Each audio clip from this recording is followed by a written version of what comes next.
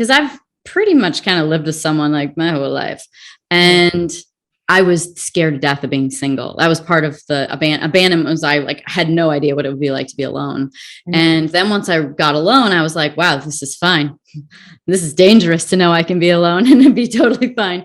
But I realized how like, I thought I would, I wasn't sure how much things I did for someone else versus what I did for me. But I was like, oh yeah, I really do like things kind of tidy. I like to sort of curate the house. I like things. So have you learned stuff about yourself in being in your own space that you're like, I didn't realize I had this pattern in me or this preference?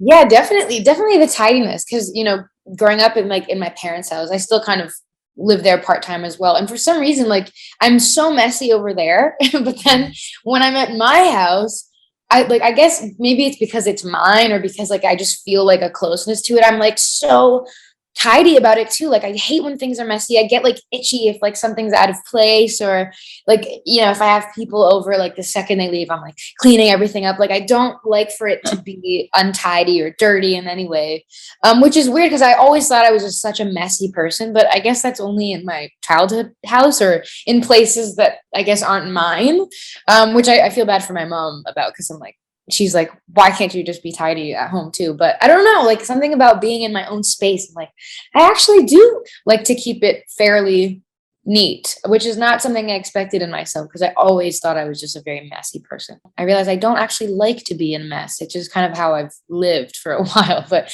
now even at my parents' house, I try to be more tidy because now I know what it's like to have your own home and your own space and like what it takes to take care of a space, You talked about your music being like a mirror, and our whole life is a mirror, really. I mean, this is one of the things that I've come to realize. Reality is just mirroring back me.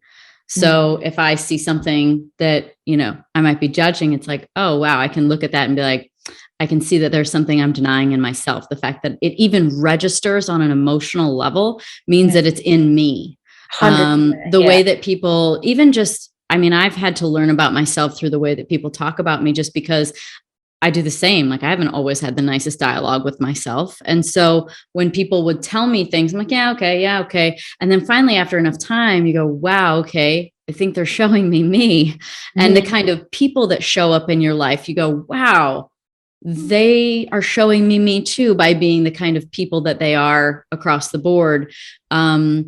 So I'm like curious if you've thought more about that and thought about, your life and your reality and what it's showing you. And maybe even things are coming up in your mind now, or, specifically then with your music, which is something you've said is that your music is kind of like a mirror. And what have you learned from that? Basically, I'm wondering what all your mirrors are. Yes. That's a great question. That's an excellent question. Yeah, well, on the music side of things, of course, like, I think, other people seeing themselves in my music has in turn shown me parts of myself and shown me that, a lot of parts that I thought were so foreign and so like, out of this world, not relatable are actually so common in everybody else. So I feel like, just having that dialogue with my supporters and listeners has really just shown me that I'm not alone. But then, on a more personal side of things, in my interpersonal relationships, another thing I learned like through getting older is that nobody can like make you feel something, like when you say like, this person made me mad or you made me do this, it's like, no, someone did something and in turn you reacted a certain way that you chose, like you chose to react a certain way. And so I always found myself like, over the years, whether it was in romantic relationships or just in people relationships, like I make myself smaller sometimes for other people. And I always thought it was like, the other person's doing, like this person made me feel small, but it's like, no, I allowed myself to feel small. Actually, I made myself smaller to appease somebody else or to not make someone else feel bad. And so, all those relationships have shown me parts of myself that I like, or like tendencies and patterns that I was doing to myself that I thought other people were doing to me. And so I guess just getting older and learning what I want and don't want has just like allowed me to, I don't know, just it showed me like what I've allowed in my life and what I've done to myself to appease people and like this tendency I have to make sure that everybody else is like okay before myself. So yeah, I feel like that's been my biggest pattern and my biggest tendency. That's kind of been a pattern in all of my relationships, is like just like shrinking myself for others. And it actually had nothing to do with the other person. It was my own thing, I guess. So that's been like a huge mirror for me, that I've tried really hard not to do anymore, that I still tend to do, but I try not to. They're hard patterns. They start when we're young. They say that our subconscious programming, which operates 95% of our life, our conscious mind is 5% of our life, and that our subconscious mind is programmed from the last trimester before you're born until the first like 6 or maybe 8 years of your life. Wow. And I don't know about you, but I actually don't remember much before I was even 10. So like, I have no idea what my subconscious programming was when I was a kid. I have these like images, like I don't remember my childhood in video before that age, but I remember sort of snapshot pictures of it. But that's a kind of scary thing, right? To think that there's that much vulnerability at that age, at an age where we can't really ration. It's like, I think about parents these days and how hard it must be to, not only is it hard to be a parent, but now if I'm sort of putting it on them, like, by the way, your kid's subconscious programming is done before they even barely have rationing skills.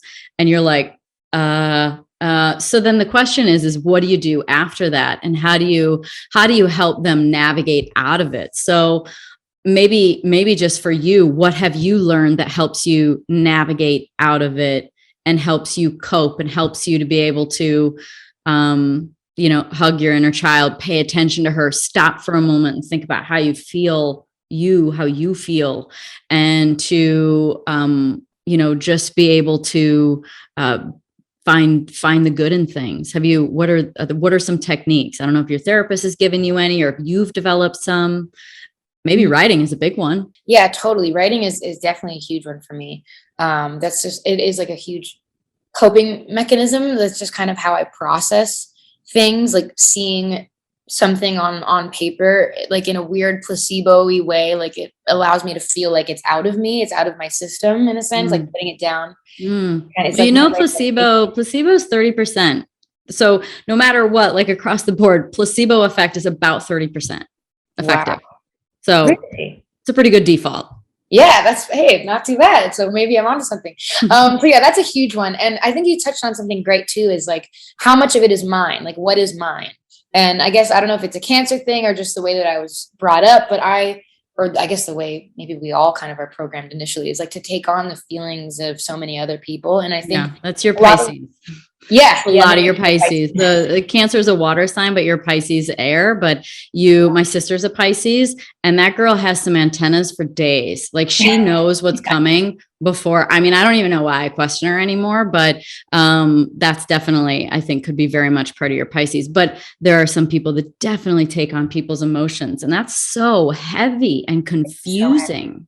Definitely. Yeah. Well, I mean, a side note, both my parents are Pisces, and particularly my mom has tons in her chart, and she is like psychic, like literally she's never wrong. It's scary.